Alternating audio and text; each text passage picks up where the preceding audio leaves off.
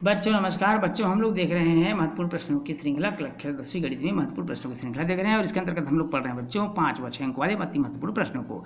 बच्चों इससे पहले तक हमने लगभग 16 क्वेश्चंस कर लिया है। आज हम पढ़ेंगे प्रश्न क्रमांक 17वां और उससे आगे के महत्वपूर्ण प्रश्नों को। तो चलिए बच्चों बिना देर शुरू करते हैं। बिना देर किए प्रश्न पहला और कुल मिलाकर 17वां प्रश्न। वित्तीय वर्ष 2008-9 में रमेश की कुल वार्षिक आय 3 लाख रुपए थी। वह सामान्य भविष्य निधि खाते में 1,000 रुपये प्रति माह जमा करता था और उसने 12,000 रुपये वार्षिक जीवन बीमा पॉलिसी का प्रीमियम दिया था। यदि 1,50,000 रुपये तक कोई आयकर नहीं है तथा 1,50,000 से अधिक होने पर आयकर की दर 10% की दर से देय हो, तब सभी बचत पर अगर छूट की अधिकतम सीमा 1 लाख रुपये है उसके द्वारा दिए आयकर गणना कीजिए, जहाँ शिक्षा उपकर आयकर का 3% है। बिल्कुल सरल प्रश्न बच्चों, पूर्व प्रश्न की भांति ही है। यहाँ पर कंडीशन को इसी प्रश्न में इंक्लूड कर दिया है, अलग से चार्ट बनाकर नहीं दिया है। इसलिए ऐसा नहीं है कि प्रश्न अलग है, बिल्कुल प्रश्न हूबहू उसी की तरह। चलिए देखते हैं कि आयकर की कुल देय राशि कितनी होती है, इसकी गणना कर लेते हैं। यहाँ इस प्रश्न में रमेश की कुल वार्षिक आय, तो यहाँ पर हम चलेंगे रमेश की कुल वार्षिक आय। रमेश की कुल वार्षिक आय जो प्रश्न में दिया हुआ है बच्चों, कितना दिया हुआ है? 3 लाख रुपए। कितना दिया हुआ है? 3 लाख रुपए। उसके बाद समान कहाँ कहाँ जमा करता है ये भी देख लेते हैं। तो सबसे पहले जमा करता है सामान्य भविष्य निधि खाते में। शॉर्टकट लिख लेते हैं। सामान्य भविष्य निधि खाते में कितना रुपए जमा करता है? 1,000 रुपये प्रति माह जमा करता है, अर्थात कुल मिलाकर के वो 12,000 रुपये जमा करता है। कितने रुपये जमा करता है बच्चों? 12,000 रुपये। इसी प्रकार जीवन बीमा में जीवन बीमा प्रीमियम देता है। जीवन बीमा में जमा करता है 12,000 रुपये। कुल मिलाकर 12,000 रुपये ही जमा करता है वो, तो जीवन बीमा हो जाएगा 12,000 रुपये। वार्षिक प्रीमियम देता है। अब इस तरह से हम देखेंगे कुल मिलाकर कितना जमा कर रहा है। कुल मिलाकर कुल छूट उसको मिल रहा है और वो कुल छूट कितना हो जाएगा? 24,000 रुपये। कितना रुपये हो जाएगा बच्चों? 24,000 रुपये उसको कुल छूट मिलेगा आयकर में। चूँकि प्रश्न में बोल रहा है 1 लाख रुपये छूट की अधिकतम सीमा है और यहाँ पर तो 24,000 रुपये है, अतः कर योग्य राशि निकाल लेंगे। और कर योग्य राशि कितनी होगी? 3 लाख रुपये उनका कुल इनकम है, इसमें हम 24,000 रुपये को माइनस कर देते हैं। 3 लाख में जब हम 24,000 रुपये माइनस करेंगे तो 2,76,000 रुपये हमको प्राप्त होगा। अब यहाँ पर ये 2,76,000 रुपये देय आयकर है। अब इस देय आयकर में प्रश्नानुसार कि 1.5 लाख रुपये तक, प्रश्न में दिया था ना 1.5 लाख रुपये तक कोई टैक्स नहीं है।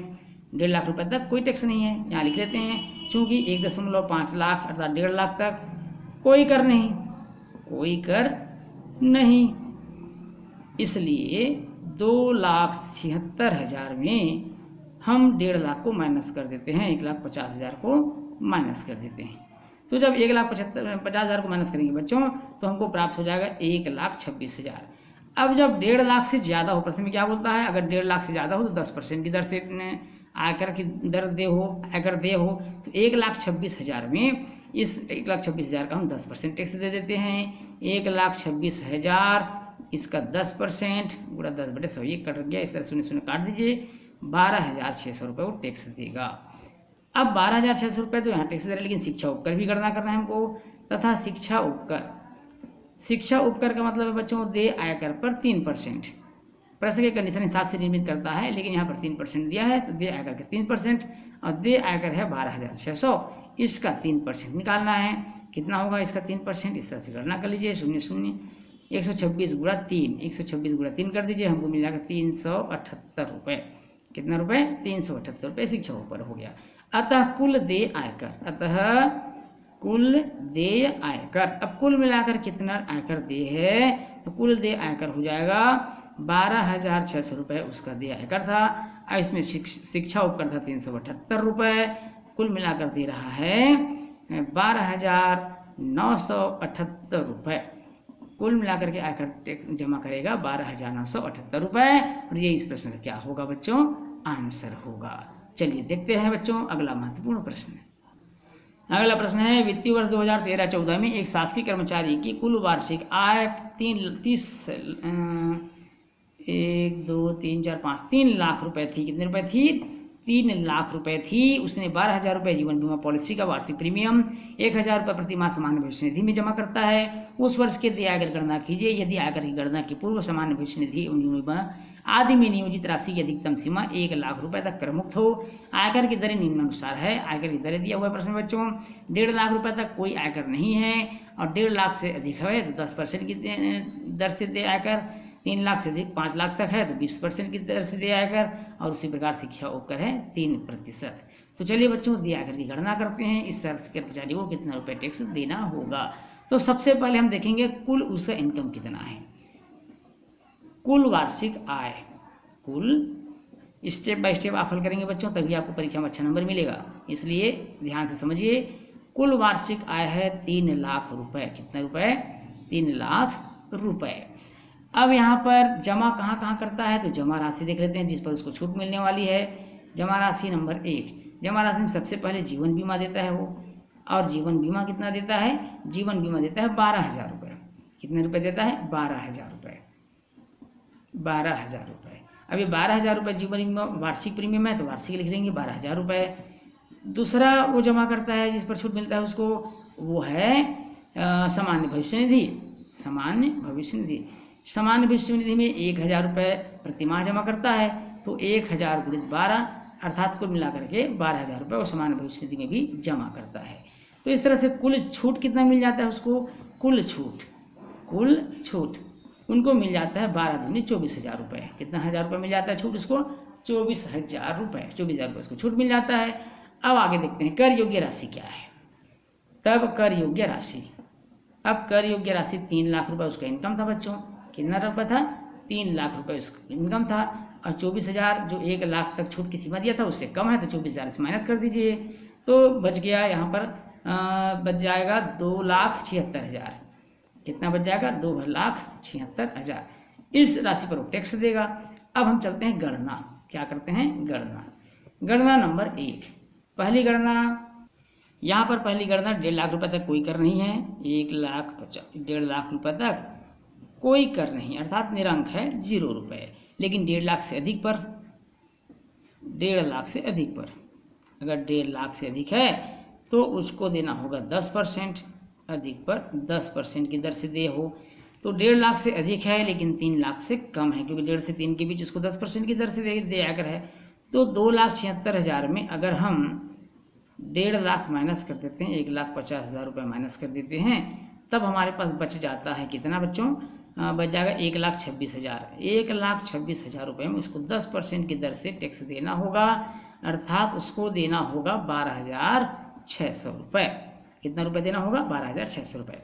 अब 12,600 रुपये पर हम शिक्षा उपकर निकाल लेते हैं, तथा शिक्षा उपकर, क्योंकि शिक्षा उपकर दे आयकर पर ही देना है बच्चों, तो शिक्षा उपकर हो जाएगा 12,600 का 3%। कितना परसेंट? 3%, अर्थात 126 × 3। 126 × 3 मतलब हो जाएगा 378 रुपये। ये शिक्षा उपकर हो गया। इस तरह से कुल मिलाकर कुल दे आयकर, अब कुल मिलाकर के दे आयकर हो जाएगी उसकी, कुल दे आयकर बराबर हो जाएगा 12,600 पहले दे रहा था, 378 रुपये वो शिक्षा उपकर मिला कर दिया, कुल मिलाकर दे रहा है, दोनों को जोड़ दीजिए 12,978 रुपये। कितना रुपये टैक्स दे होगा बच्चों? 12,978 रुपये। और यही इस प्रश्न का क्या होगा? आंसर होगा। आइए बच्चों देखते हैं अगला महत्वपूर्ण प्रश्न। अगला प्रश्न है, सिद्ध कीजिए कि करड़ी में 1 धन साइन थीटा बटे 1 ऋण साइन थीटा बराबर 1 धन साइन थीटा बटे कास थीटा। तो यहाँ पर हमको लेके चलना है LHS लेफ्ट हैंड साइड और लाना है RHS। तो लेफ्ट हैंड साइड हम एक बार और लिख लेते हैं बच्चों, 1 धन साइन थीटा बटे 1 ऋण साइन थीटा। अब यहाँ हम क्या करेंगे? हर का परिमीकरण कर देंगे। हर का परिमीकरण कैसे करेंगे? ऋण है तो धन करके अंश और हर में गुणा, 1 ऋण साइन थीटा है वो 1 धन साइन थीटा हो जाएगा, और 1 धन साइन थीटा का अंश और हर में क्या कर देंगे? गुणा कर देंगे। अब यहाँ पर देखिए बच्चों, 1 धन साइन थीटा 1 धन साइन थीटा 2 बार आया, हम उसको इस तरह से लिख लेंगे, पूरे का हाथ 2 बटे a ऋण b, और a धन b का सूत्र होता है a वर्ग ऋण b वर्ग, अर्थात 1 का square minus sine square theta. इस तरह से लिख लेंगे। अब यहाँ आप ध्यान से देखने से हमको समझ में आता है कि नीचे वो जो लिखा हुआ है, नीचे में क्या लिखा हुआ है बच्चों?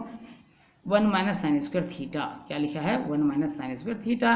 अब यहाँ पर 1 माइनस साइन स्क्वायर थीटा जो है एक सर्वसैनिक का है और उसका फार्मूला होता है, क्या फार्मूला होता है बच्चों, 1 माइनस साइन स्क्वायर थीटा बराबर होता है कास स्क्वायर थीटा, क्या होता है कास स्क्वायर थीटा। अब यहाँ पर हम क्या करेंगे, कास स्क्वायर थीटा होता है, यहाँ पर हम रख लेंगे वर्ग मूल जब हटाते हैं तो स्क्वायर भी हट जाता है, अर्थात 1 plus sine theta whole square का स्क्वायर हट जाएगा, इसी प्रकार कास स्क्वायर थीटा का स्क्वायर हट जाएगा, तो स्क्वायर हटने के बाद हो जाएगा 1 प्लस साइन थीटा ऊपर में और नीचे में हो जाएगा कास थीटा। अब बहुत ध्यान से देखने से प्रश्न को समझ में आता है कि 1 प्लस साइन थीटा बटे कास थीटा ही राइट साइड में दिया हुआ है, आरजीएस में दिया हुआ है, और इस तरह से हमारा सवाल हो जाता है, प्रूव्ड हो जाता है, सिद्ध हो जाता है।